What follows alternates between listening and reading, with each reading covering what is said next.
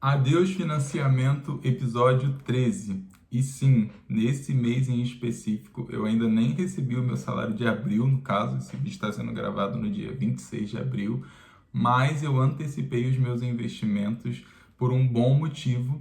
Fica por aí para você descobrir qual foi.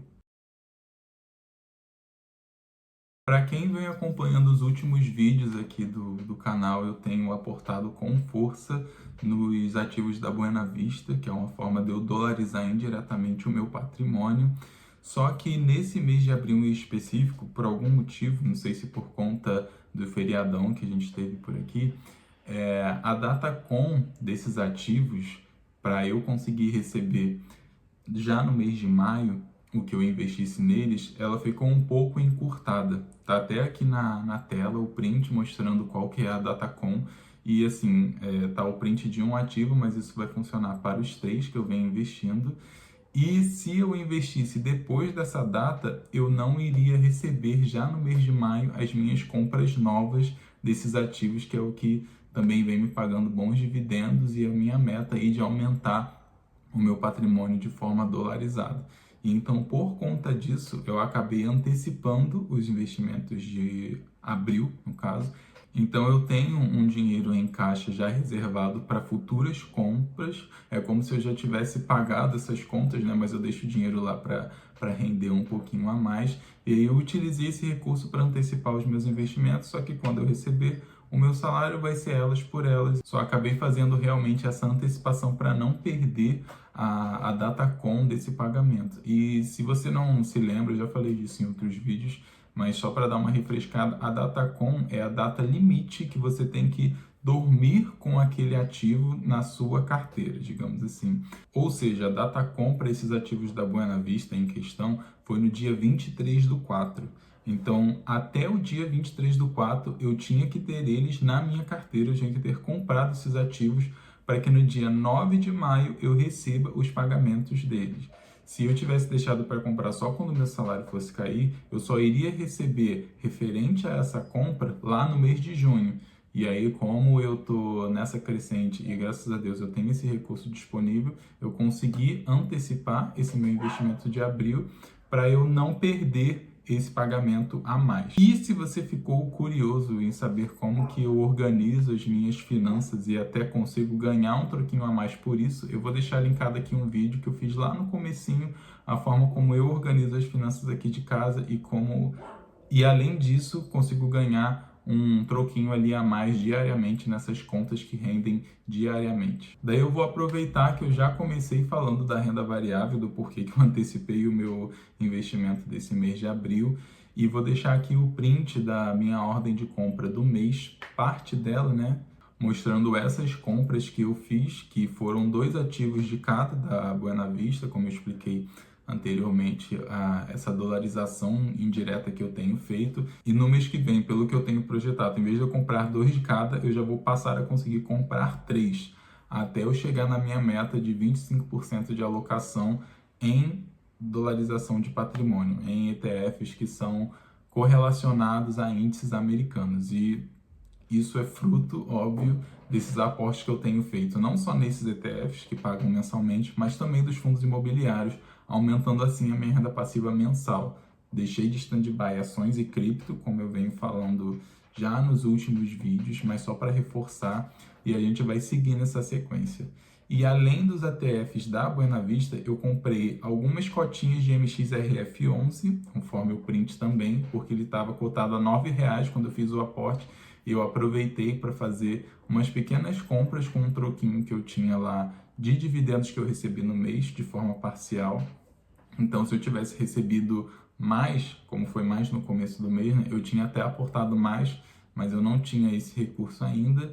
E abaixei, sei lá, 2 centavos, foi bem pouquinho, mas enfim, só para justificar a compra, né? E não é minha intenção comprar mais fundos de papel. Eu já tenho uma quantia bem expressiva, digamos assim, né? Que é no MXRF11, no VGIR11, mas eu vi essa oportunidade e acabei alocando porque o MXRF11 ele não consegue estar muito descontado ultimamente. E como o meu preço médio nele está com um valor maior do que o valor que ele efetivamente vale, em qualquer oportunidade eu vou estar aportando nele para baixar esse preço médio. E aí, além disso, comprei mais 5 cotinhas do Gary 11, que é um fundo já que eu tenho um bom tempinho aqui na carteira. Estou aumentando a minha exposição, que ele está sendo vendido descontado já há um bom tempo. E aí a novidade do mês foi que eu coloquei um novo fundo imobiliário na minha carteira, o RZTR 11. Ele é um fundo imobiliário que eu estou namorando já há muito tempo, eu queria colocar ele na minha carteira já também há muito tempo. E aí eu vi essa oportunidade de colocar ele na carteira esse mês e, inclusive, eu dei até uma papada de mosca, né? Poderia não ter comprado, porque com o que eu recebi de proventos do mês passado, eu já conseguiria comprar 3 ETFs da Buena Vista nesse meu aporte de abril. Só que eu acabei não me ligando nisso e comprei o RZTR11, comprei 3 cotas, mas de qualquer forma eu não me arrependo, porque a RZTR é um fundo excelente, eu vou mostrar já já alguns prints do relatório gerencial dele. Daí, antes de eu mostrar um pouco do relatório da RZTR11 para meio que dar uma apresentada nesse fundo de forma breve, já que é um fundo novo aqui para a carteira, a minha parte da reserva de emergência, em vez de eu investir os 150 tradicionais que eu vinha investindo lá no Banco Sofisa, como eu não estou mais investindo em cripto, eu resolvi dar uma aumentada na minha reserva de emergência, colocando a partir desse mês R$ 50 a mais, ou seja, eu vou estar investindo R$ 200 mensalmente na minha reserva de emergência, que ainda é muito pouco, porque as contas fixas que eu tenho aqui de casa, né, eu teria que estar investindo mais. Só que eu já me expliquei do porquê que eu tenho investido pouco e eu vou continuar nessa e agora eu invisto em um CDB do Banco Santander, visando ali melhorar o meu relacionamento com esse banco e até de conseguir futuramente cartões melhores para eu conseguir desfrutar dos benefícios que um cartão Black tem. Hoje eu já tenho um cartão Black deles, que é o Unique, devido ao meu relacionamento com esse banco. Só que eles têm cartões melhores e eu, investindo em produtos do banco, vai fazer com que isso facilite o meu upgrade em futuros cartões desse banco. Agora, mostrando aqui um pouco de como é que está a carteira depois desses aportes, estou ali quase nos 16K, isso é bonito demais de ver. A variação está em pouco menos de 2%, estava bem pior, mas a bolsa deu uma valorizada boa esse mês. A gente tira aqui, quando eu vejo minhas ações de Taesa, por exemplo, eu estou com preço médio relativamente alto, mas ela deu uma valorizada interessante. Essa setinha aqui estava sempre no vermelho, Banco do Brasil também, mas algumas ações vêm caindo, como Vale, a Auren, enfim. Mas não estou muito ligado em ações nesse momento, porque minha prioridade está sendo a renda passiva, como eu já venho explicando. E aí aqui na parte dos FIIs também diminuiu bastante a variação, esse número aqui estava em 6, 7% nesses últimos meses. E aí temos a inclusão aqui do RZTR, um novo fundo da carteira, que já está com um preço maior do que quando eu comprei, então ele já está dando uma valorizada por aqui. E a minha quantidade do MXRF11 e do Gary 11 que deu uma aumentada nesse mês de abril. E aí, para os ETFs, eu estou agora com 8 de cada, esses ETFs da Buena Vista, todos também caindo em virtude desse cenário político aí de China, Estados Unidos, enfim, como se eles são ETFs que replicam índices americanos. Então, a Bolsa Americana está bem doida nesses últimos tempos e com isso eles desvalorizaram frente ao preço que eu comprei eles. Mas isso aqui não tem um preço teto, não tem quando ele está caro ou barato, como você confia nesses índices. Então, eu confio no índice que replica as 500 maiores empresas da Bolsa, que é o SPY 11, replica o SP500.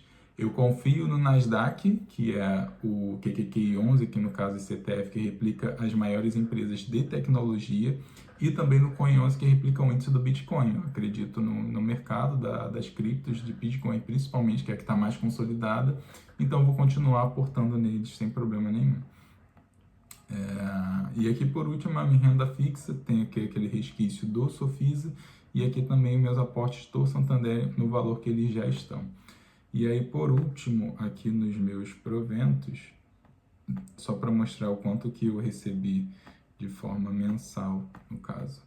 Aqui em abril, com essa quantia aqui de R$ 95. Então, assim, no mês que vem, muito provavelmente a gente chega aí nos 3 dígitos de renda passiva e é aquela história, né? Foguete não tem ré, bora para cima. estou muito animado, estou muito empolgado com o que vem por aí e simbora que a gente vai conseguir fechar 2024, até voltando aqui, né? Muito melhor do que fechar 2025, no caso. Muito melhor do que a gente fechou 2024. Aí agora eu vou aproveitar que eu estou aqui mostrando a tela e eu vou mostrar como que a gente acessa o relatório gerencial do fundo. É só você entrar aqui no Fundamentos, primeiro link, aí você vai digitar o código do fundo imobiliário que você pretende estudar de repente, no meu caso aqui é o RZTR11, você vem aqui embaixo e clica em pesquisar documentos. Daí ele vai te levar para o site da Bovespa, que compila todos os documentos oficiais que o fundo disponibiliza para o mercado.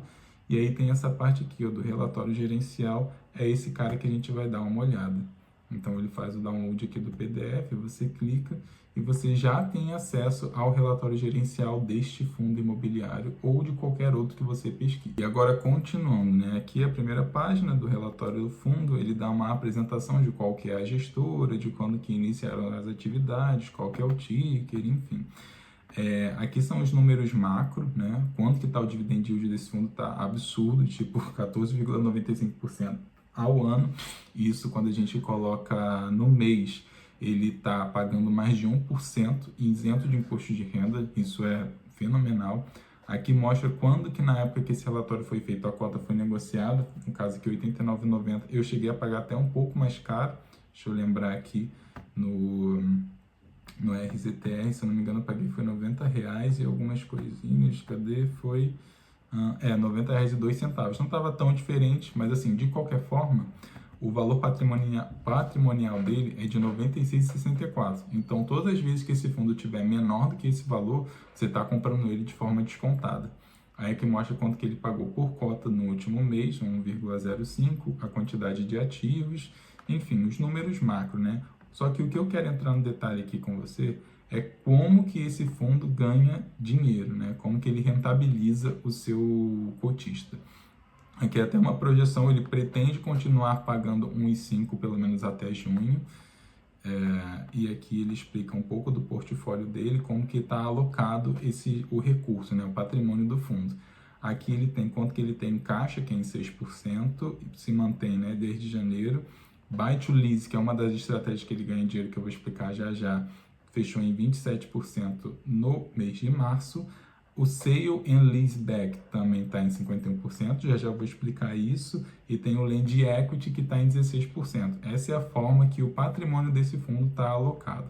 E aí, explicando um pouquinho, vou dar um zoom aqui, ficou meio ruim no PDF, mas só para entender um pouco do conceito de qual que é essa estratégia de sale and leaseback que esse fundo ele participa. Essa estratégia é basicamente ele propor uma compra do proprietário rural, nesse caso acabei não explicando, mas esse fundo ele cuida de terras agrícolas, de fazendas de uma forma geral. Então ele chega nesse produtor, nesse fazendeiro e propõe a compra da terra dele, uma liquidez imediata, digamos assim, ou seja, essa fazenda vale 50 milhões, então eu vou lá para ele e proponho, cara, eu compro essa sua fazenda, eu tô vendo aí que você tá precisando comprar maquinário novo, que você precisa ampliar um pouco mais a leque de produção que você tem que comprar mais sementes, eu não sei, o cenário, o agronegócio, né, digamos assim. E aí ele propõe essa compra por 50 milhões, que é o que a terra realmente vale. Só que em contrapartida, eu vou alugar para você. Então não é que eu vou comprar e você vai se desfazer da sua terra. Não, você vai usar esse dinheiro para investir onde você achar melhor no seu negócio e você vai alugar e eu vou te alugar essa terra. Então você não vai sair dela. Você vai investir com o que você quiser com esse dinheiro e você vai me pagar esse aluguel e tudo certo. A gente vai ter um contrato aí longo de 10 anos, 5 anos, enfim. E para o cara isso é muito bom, porque ele vai ter um recurso ali imediato, até o que ele coloca aqui, né? Gera uma liquidez para o produtor de forma automática, digamos assim. E o RZTR, ele detém as posses daquela terra, ele aumenta o patrimônio do fundo e ele vai fornecer para nós, cotistas, uma renda previsível, visto que esse aluguel vai ser pago mensalmente do antigo proprietário, né, para o fundo. Isso é uma estratégia muito boa e que vem dando muito certo, que esse fundo ele vem apresentando resultados bem consistentes ao decorrer do tempo. E aí, uma outra estratégia que ele tem é a Buy to Lease, que diferente da Sale and Leaseback, ele compra terras agrícolas, mas não necessariamente já tem um produtor, que é o dono daquela terra, né, no caso anterior, que vai alugar. Nesse caso, ele compra porque ele identifica que ali é uma boa terra para ser alugada. Daí, a grande diferença dessa estratégia da Buy to Lease para outra é que você não aluga instantaneamente, porque o inquilino, o proprietário, né, o antigo proprietário, ele não necessariamente quer continuar. Às vezes, ele só quer vender, quer se desfazer, cansou do negócio, enfim. E aí ele compra porque ele julga pertinente aquela terra e ele procura algum inquilino interessado. Já na outra não, a própria pessoa que vendeu já vai alugar porque ela pretende continuar naquela terra. E por último, mas não menos importante, a gente tem a estratégia do Land Equity, que ele compra a terra, que julga interessante, e aí ele pensa em vender posteriormente aquela terra. Já não é uma estratégia visando o aluguel, ele quer fazer uma rentabilidade fazendo a venda direta, porque ele compra por um preço e vende por um outro maior, nesse caso. Tá falado, tá dito, pode ser que eu grave futuramente um vídeo detalhando um pouco mais esse fundo em questão RZTR, mostrando esse relatório com um pouco mais de detalhe e tal. Foi mais para dar uma contextualizada no porquê que eu comprei esse fundo, porque que eu acho ele interessante. E nessa eu vou ficando por aqui. Te espero aí no próximo aporte do salário de maio, no caso, seguindo essa escadinha. E vamos embora, vamos construir essa herança aí. Não vamos depender do INSS. Aliás, eu não sei se você viu que recentemente descobriram aí uma fraude bilionária. Esses caras, eles realmente estão cagando pra gente. Se tá difícil a pessoa se aposentar hoje, para quem depende desse programa, imagina lá na frente, né? Então, não queira esperar e depender desse programa, porque é a maior pirâmide financeira do Brasil. Uma hora isso vai ruir e você vai ter que estar minimamente preparado, não necessariamente para quando acontecer uma tragédia, mas já começa a construir pouco a pouco. A gente que não nasceu em berço de ouro vai ter que ser no pouco a pouco, um pouquinho de cada vez. Mas lá na frente você vai colher esses frutos e vai ser muito bom prover essa segurança não só para você, mas para os seus pares, para a sua família. Fique com Deus e até a próxima.